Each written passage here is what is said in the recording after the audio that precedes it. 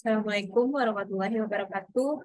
Selamat pagi, Ibu dan teman-teman semuanya. Perkenalkan, saya Azhara Putri dengan nomor PP 2010512015.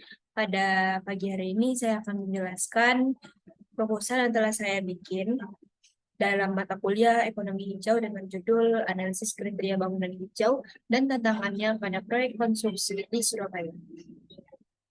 Pada bab 1 yaitu terdapat pendahuluan, di mana yang pertama yaitu latar belakang. Lingkungan hidup merupakan kesatuan ruang dengan semua benda, daya, keadaan, dan makhluk hidup termasuk di dalamnya manusia dan perilaku yang mempengaruhi kelangsungan kehidupan dan kesejahteraan manusia serta makhluk hidup lainnya.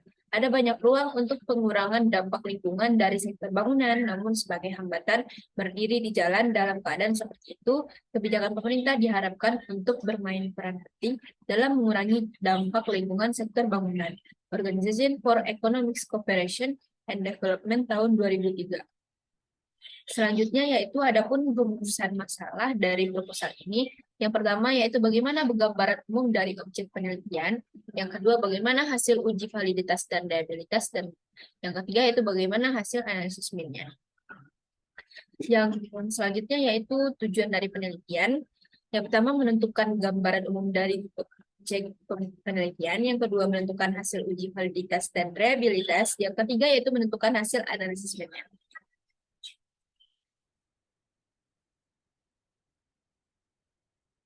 Selanjutnya yaitu manfaat dari penelitian. Adapun manfaat penelitian yaitu penelitian dari makalah ini yaitu sebagai penentu gambaran umum dari objek penelitian, yang selanjutnya itu sebagai penentu hasil uji validitas dan reliabilitas, dan selanjutnya yaitu sebagai penentu hasil analisis minnya.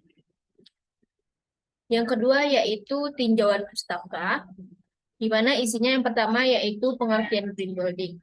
Melansir dari World Green Building Council, konsep green building adalah sebuah konsep di mana bangunan yang dalam desain konstruksi dan operasinya bisa mengurangi dampak negatif bagi lingkungan. Konsep ini juga mengharuskan supaya bangunan bisa memberikan dampak yang positif bagi lingkungan dan alam. Selanjutnya yaitu pengertian proyek. Adapun proyek merupakan upaya sementara yang dilakukan dalam suatu industri untuk menciptakan sebuah produk, layanan, dan hasil yang unik. Sebuah proyek bersifat sementara karena memiliki awal dan akhir waktu yang pas dan karenanya membutuhkan lingkup dan sumber daya.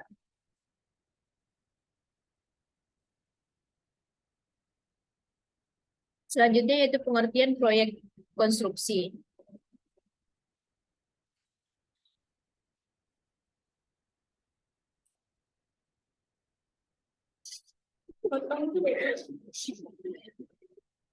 Menurut Ervianto tahun 2002, suatu proyek konstruksi merupakan suatu rangkaian kegiatan yang hanya satu kali dilaksanakan dalam umumnya berjangka waktu pendek. Selain itu, proyek konstruksi juga memiliki karakteristik yaitu bersifat unik, membutuhkan sumber daya, manpower, material, mekanisme, money, and method, serta menentukan organisasi dalam rangkaian kegiatan tersebut.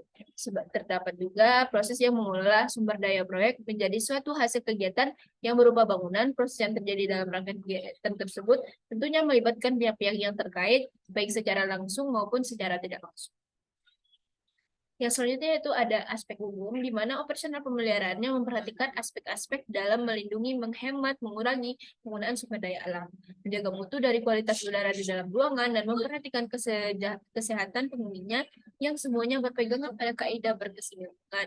Perkembangan bangunan hijau didasari suatu penelitian yang menemukan bahwa bangunan mengkonsumsi 40% bangunan di dunia menggunakan 25% kayu untuk penggunaan di luar bahan bakar, 12,2% dari total konsumsi air, 40% dari total penggunaan listrik, menghasilkan 36% dari emisi gas karbon dioksida. Bab 3 yaitu metodologi penelitian. Adapun metodologi penelitian pada makalah ini yaitu jenis penelitian yang akan digunakan dalam penelitian ini menggunakan penelitian deskriptif kuantitatif. Penelitian deskriptif kuantitatif sendiri merupakan penelitian yang bertujuan untuk mengetahui status dan deskripsi suatu fenomena berdasarkan data yang terkumpul. Selanjutnya yaitu jenis dan sumber data.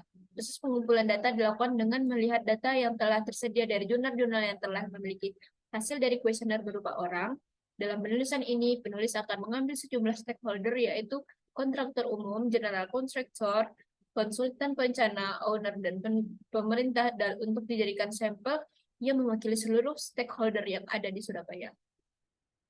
Bab 4, yaitu pembahasan. Yang pertama yaitu gambaran umum objek penelitian. Total kuesioner yang disebarkan yaitu 158. Namun jumlah kuesioner yang berhasil didapatkan kembali yaitu 111, di mana gambaran umum responden dapat dilihat pada gambar 1 dan 2, gambar 2 dan 3. Di gambar 2 dijelaskan adanya pengalaman kerja responden yang mana paling banyak itu yaitu pengalaman kerja usia kecil dari 5 tahun di mana memperoleh angka 40%. Pengalaman kerja 5-10 tahun dengan angka 38% dan pengalaman kerja besar dari 10 tahun yaitu di angka 22%. Dan gambar 3 kita juga dapat melihat jabatan responden di mana ada project manager, pelaksana, QS or QC, slide manager, structural engineering, arsitek, komentar, surveyor, dan owner.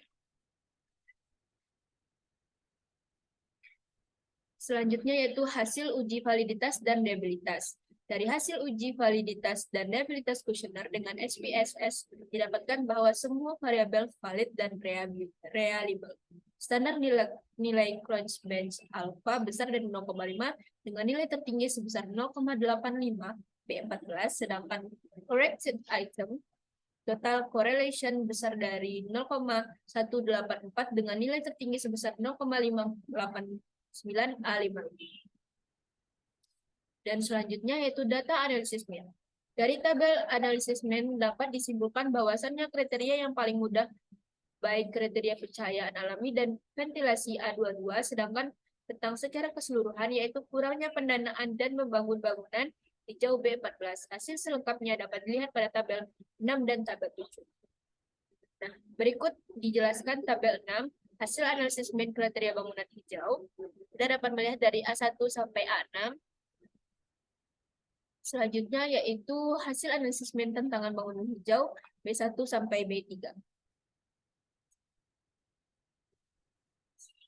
Penutup bab 5. Adapun kesimpulan dari proposal ini yaitu dari analisis min terdapat kriteria tingkat kemudahan dalam bangunan hijau. Didapatkan 3 kriteria dengan nilai min terbesar menurut keseluruhan responden, yaitu pencahayaan alami dan ventilasi A22 dengan nilai min 3,711, pemandangan keluar gedung A54 dengan nilai min 3,540, dan introduksi udara luar A51 dengan nilai min 3,522. Sedangkan untuk kriteria dengan nilai min terkecil yaitu anggota tim proyek sesuai greenship profesional A62 dengan nilai min 2,752, sistem commissioning yang baik dan benar A64 dengan nilai min 2,945, dan penggunaan refrigerant tanpa ODP, ozone depletion prevention A42 dengan nilai min 2,982. Dari analisis min terdapat tantangan bangunan hijau. Didapatkan 3 tantangan dengan nilai min terbesar menurut keseluruhan responden, yaitu kurangnya pendanaan dan dalam membangun bangunan hijau B14 dengan nilai min 4,354, kurangnya perhatian publik terhadap bangunan hijau B11 dengan nilai min 4,263, dan kurangnya komitmen dari pimpinan administrasi untuk melindungi lingkungan B23 dengan nilai min 4,137. Selanjutnya yaitu saran. Diharapkan ada penelitian selanjutan meneliti mengenai 3 kriteria bangunan hijau yang memiliki nilai min terbesar secara keseluruhan, yaitu pencahayaan alami dan ventilasi, pemandangan keluar gedung, dan introduksi udara luar. Dan juga diharapkan adanya penelitian lanjutan yang meneliti mengenai 3 tantangan bangunan hijau dengan nilai min terbesar menurut keseluruhan responden, yaitu kurangnya pendanaan dalam membangun bangunan hijau, kurangnya perhatian publik terhadap bangunan hijau, dan juga kurangnya komitmen dari pimpinan administrasi untuk melindungi lingkungan. Baik, sekian yang dapat saya sampaikan mengenai proposal saya ini. Saya akhiri dengan mengucapkan wabillahi taufiq wal hidayah. Wassalamualaikum warahmatullahi wabarakatuh.